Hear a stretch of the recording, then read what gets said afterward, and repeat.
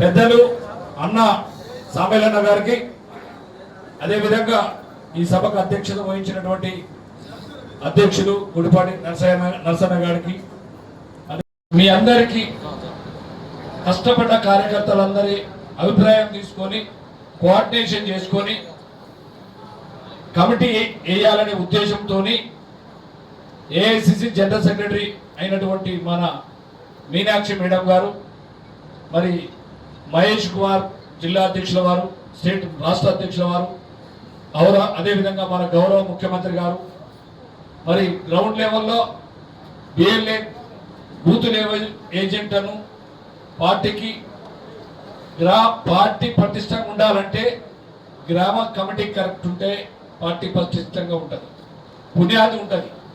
అదేవిధంగా మండల కమిటీ కూడా మండల ముఖ్య నాయకులంతా పాత కొత్త అనేది వద్దు. మనం ఆల్రెడీ ఎమ్మెల్యే మీరు అందరు పాతోళ్ళు కొత్తోళ్ళు కలిస్తేనే ఎమ్మెల్యే అనేది ఎమ్మెల్యే గారిని భారీ మెజార్టీతో గెలిపించుకోవడం జరిగింది.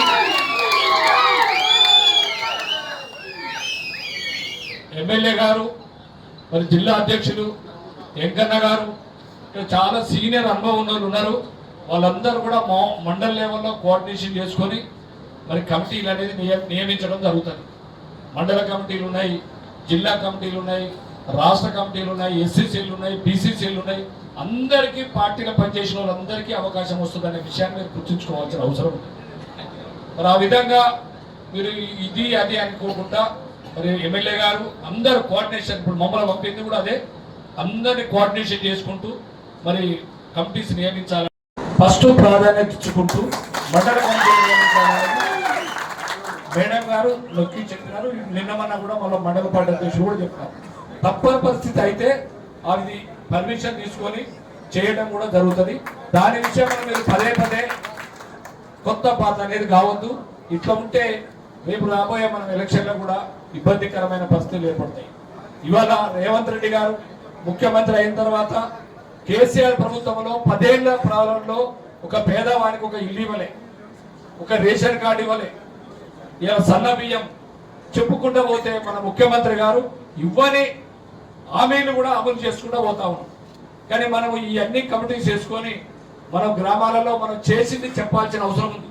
ఎమ్మెల్యే గారి ప్రోగ్రామ్స్ కానీ, సీఎం గారి ప్రోగ్రామ్స్ కానీ, మరి రాష్ట్ర ప్రభుత్వం చేస్తున్నటువంటి పథకాలను కూడా గ్రామ స్థాయిగా తీసుకుపోయి కాంగ్రెస్ పార్టీని పటిష్టం చేయాల్సిన అవసరం ఉందని ఈ సందర్భంలో మీకు అందరికీ తెలియజేస్తా ఉన్నా. 41 సంవత్సరాల చరిత్ర కలిగిన కాంగ్రెస్ పార్టీ, ఎంతో మంది పోయారు, ఎంతో మంది వచ్చారు, కానీ కాంగ్రెస్ పార్టీ నిలకడగా ఉన్నది, నిలబడగలిగింది.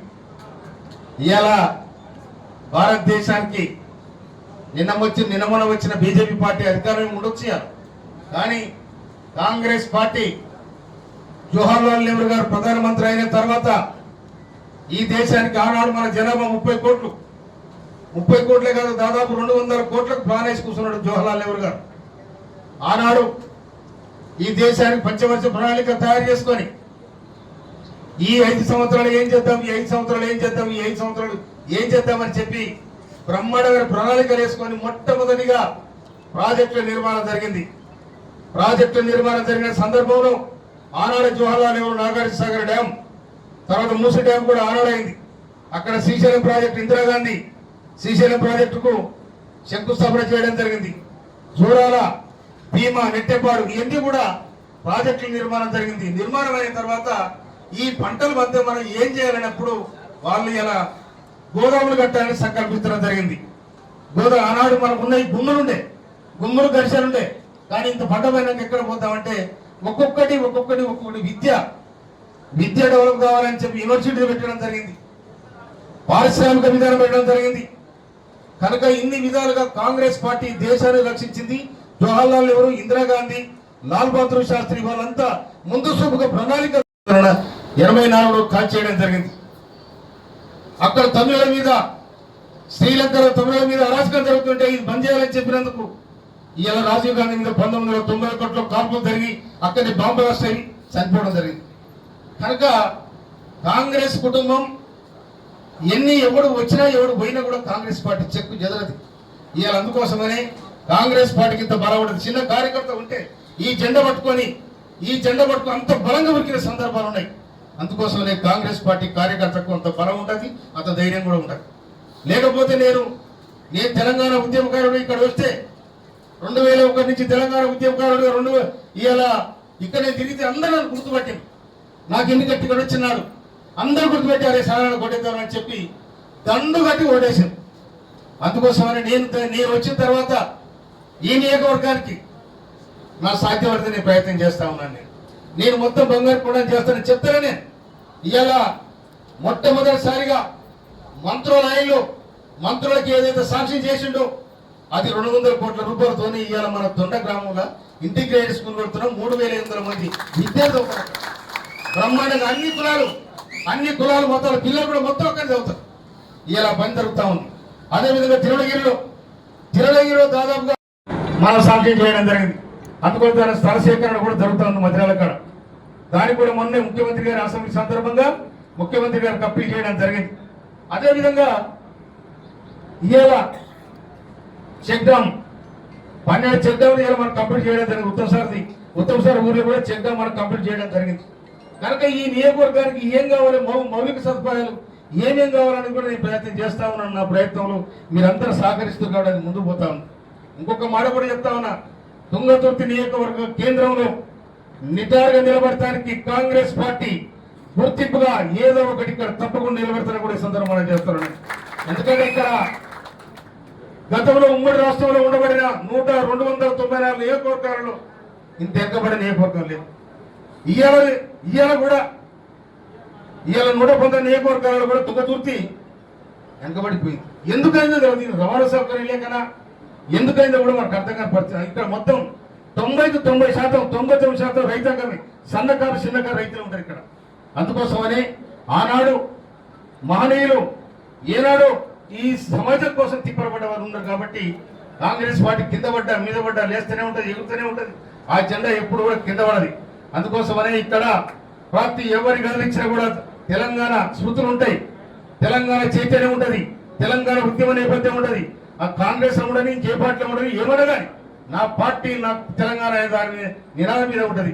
అందుకోసమనే నేను అందరు కూడా నేను మనవి చేస్తా ఉన్నా. ఇప్పుడు ఇంతకుముందు ఈ సింగిల్ విండో లేదు, దాన్ని కూడా సాక్షి చేయించడం జరిగింది. అక్కడ కూడా చైర్మన్ అయితే డైరెక్టర్లు అవుతాం. అదేవిధంగా మోత్కూరు మండలం కంచెరపల్లిలో కూడా ఈ సింగిల్ విండో సాక్షి చేయించడం జరిగింది.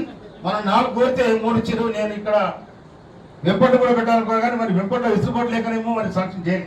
అందుకోసం 4 కోరితే 3 ఇచ్చారు. కనుక ఇప్పుడు మనకు నామినేషన్ ద్వారా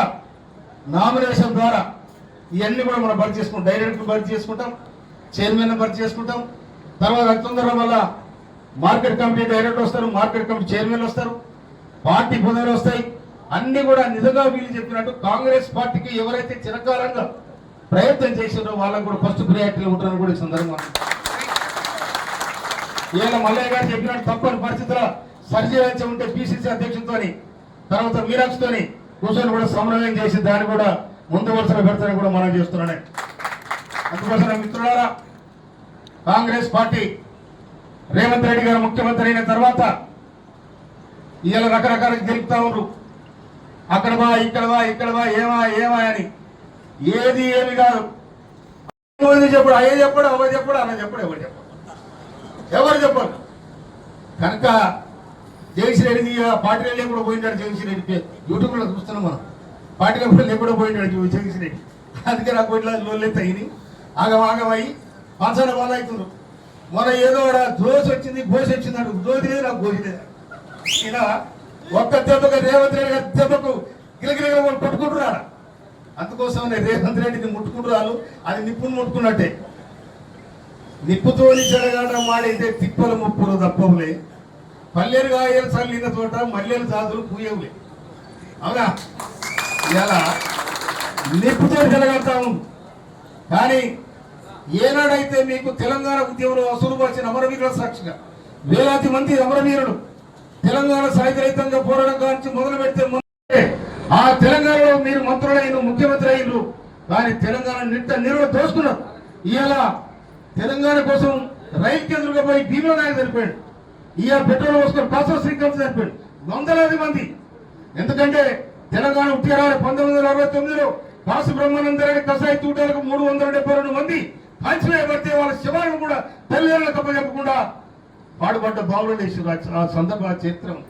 అందుకోసమనే ఈ త్యాగాలతోనే తెలంగాణ వచ్చింది. కాబట్టి ఆ తెలంగాణ నేపథ్యమే ఇవాళ కాంగ్రెస్ పార్టీ సోనియా గాంధీ ఇచ్చింది. కాబట్టి ఇవాళ రేవంత్ రెడ్డి గారు ముఖ్యమంత్రి అయ్యాడు. ముఖ్యమంత్రి అయిన తర్వాత వాళ్ళు ఉట్టే కూర్చోలే. ఇక్కడ పారిశ్రామిక విధానం, ఆర్థిక విధానం, సామాజిక విధానం అన్ని కావాలని కూడా ఇవాళ దాదాపు క్యాబినెట్ లో దాదాపు 5 మంది ఎస్సీ ఎమ్మెల్యేలు ఉన్నారు. ఆ ఎస్సీ మంత్రులు 5 మంది. ఏ ప్రభుత్వం లేరు. కేసీఆర్ మంత్రివర్గంలో ఉపయోగించారు. ఒక్కడ ఉంటే కేసీఆర్ కాడ జరగదు అని నెట్టేసాడు. కానీ ఇప్పుడు రండి ఇప్పుడు రేవంత్ రెడ్డి గారి దగ్గర తీసుకుంటా ఉన్నాను. నేను ఒక మాట చెప్తా ఉన్నా. నాకున్న కాన్సెప్ట్ ప్రకారం ఈ తెలంగాణలో ఒకనాడు మాదిగ ఎమ్మెల్యేలు ఒకటే సందర్భాలు లేవు. మాదిగ ఎమ్మెల్యేలు అందరూ ఒక ఏకం చేసి కనిక దగ్గర తీసుకుపోయి, వేణుగోపాల్ దగ్గర తీసుకుపోయి, ముఖ్యమంత్రి గారి దగ్గర తీసుకుపోయి మా మాదిగలకు మా మాట ఇయ్యాలని చెప్పి కొట్లాడితే ఇయ్యాల అప్పులకు ఇయ్యాల సాంఘిక సంక్షేమ గిరిజన శాఖ మంత్రి నిలబడ్డాడు. అది నేను చాలా గౌరవపడుతున్నాను. ఒక్క మాదిగలో కాదు, సామాజికంగా వెనుకబడ్డ వాళ్ళకందరూ కూడా ప్రాతినిధ్యం ఇవ్వడానికి ముఖ్యమంత్రి రేవంత్ రెడ్డి గారు అన్ని విధాలు కూడా ప్రయత్నం చేస్తా ఉన్నారు. అందుకోసం కాంగ్రెస్ పార్టీని బలోపేతం చేయాల్సిన అవసరం ఉంది. మొన్న జరిగిన సర్పంచ్ ఎన్నికలకు గుర్తులేదు కాబట్టి రకరకాల ఇబ్బందులు పడ్డామా కళ్ళారా చూసినాం. కనుక ఇప్పుడు గుర్తొస్తుంది. ఎంపీటీసీ జెడ్పీటీసీ ఎన్నికలు వస్తాయి. ఎవరైతే మనము మళ్ళీ మండల వైజ్గా మీటింగ్లు పెట్టుకొని సమన్వయం చేసుకొని ఏదైనా ఓపెన్ గా మాట్లాడుకోవాలి. మనం 4 గోడల మధ్యలో మాట్లాడుకోవాలి. మనం బయటపడి మాట్లాడుకుంటే పల్సన్ అవుతాం. అందుకోసం మనం పార్టీ బోధన అయితే మన బోధన అవుతాం, మన బోధన అయితే రాష్ట్ర ప్రభుత్వం ఇబ్బంది అయింది. అందుకోసం ప్రతి కార్యకర్తని మనం చేస్తా ఉన్నా. ఏదంటే నా దగ్గర డైరెక్ట్ మాట్లాడతాను. నేను టెక్కుల గిక్కులో ఉంటుంది కాదు. నేను సామాన్య జీవితం నుంచి వచ్చిన ఇలా కాంగ్రెస్ పార్టీ యుద్ధం చేసింది కాబట్టి ఇవాళ నేను ఆ యుద్ధంలో నేను ఒక విజయం ఇచ్చిన.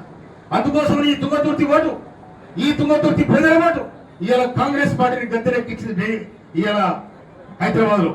అందుకోసమే నేను కార్యకర్తలకు, నాయకులకు, సర్పంచులకు, ఎంపీటీసీలకు, సీనియర్ నాయకులు అందరూ కూడా నేను మనం చేస్తా ఉన్నా.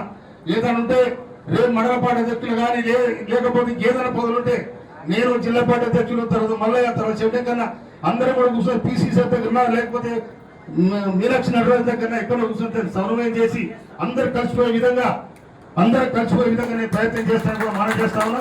నాకు వీళ్ళు వాళ్ళు ఎవరు లేరు. పార్టీ ఒక్కటే. ఎందుకంటే పార్టీ టికెట్ ఇచ్చింది కాబట్టి నేను గెలిచిన.